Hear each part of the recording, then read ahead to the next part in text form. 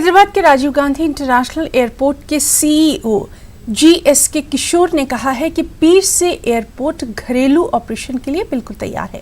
हुकूमत की गाइडलाइंस पर अमल करते हुए सेफ एंड सिक्योर इंतजामात यहां किए गए हैं।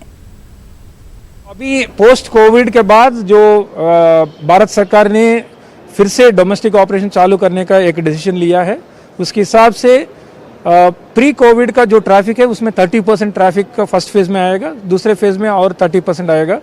जिस प्रकार से गाइडलाइंस दिए गए हैं, जो एयरलाइन कंपनीज क्या करना चाहिए, एयरपोर्ट्स क्या करना चाहिए और जो पोटेंशियल पैसेंजर्स हैं उनको क्या सिक्योरिटी प्रिकॉशंस लेना चाहिए, वो सब guidelines comprehensive guidelines have been issued by the government of India.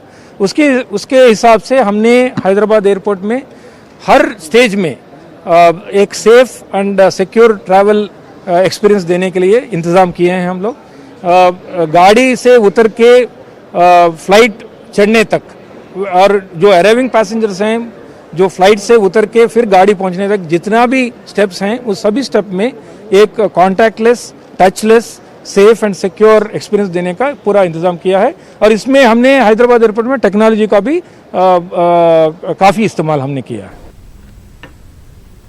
Madhya Pradesh सरकार के जरिए मजदूरों को स्पेशल ट्रेन से मुफ्त भेजने के दावों की कलई खुलकर रह गई है। भोपाल से बिहार दरभंगा जाने वाली स्पेशल ट्रेन के मुसाफिर जब वहां पहुंचे तो उनसे टिकट के नाम पर मोटी रकम वसूल की जा रही है। हुकूमत के दोहरे मेयार पर न सिर्फ मजदूरों में सख्त नाराजगी है, गुस्सा है, बल्कि कांग्रेस ने शिवराज हुकूमत को तनकीद का निशाना बनाते हुए मजदूरों को मुफ्त भेजने का भी मुतालबा किया है। वैसे ही परेशान था, हालात मेरे ठीक नहीं थे, लेकिन मालूम चला कि फ्री में ट्रेन जा रही है तो हम गए हबीबगंज स्टेशन। वहाँ गए तो पता चला ट्रेन कैंसिल, टिकट वितरण हो रहा है। जब हम वहाँ लोगों ने बताया यहाँ का एड्रेस, जब यहाँ आए तो देखा बड़ी लंबी लाइन, भीड़। पता चला भैया कि फ्री में टिकट वितरण हो रहा है। कहने लगे नहीं, 565 रुपये लिया जा रहा है। अब पैसे तो थे नहीं जेब में, फिर मैं वापस चला गया यहाँ से।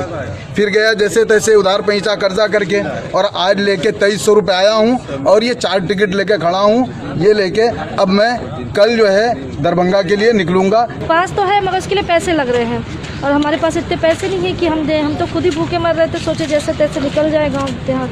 तो कितने पैसा मांग रहे हैं सर? अभी तो काउंटर पे पता चलेगा, मगर कुछ लोग जो लेके गए हैं पास 575 बता रहे हैं। आप जाए देखें। नहीं, ये कुछ लोग मेरे पास आए थे, बिहार जाना चाहते थे, वानगंगा और भीमनगर जगह जगह के थे।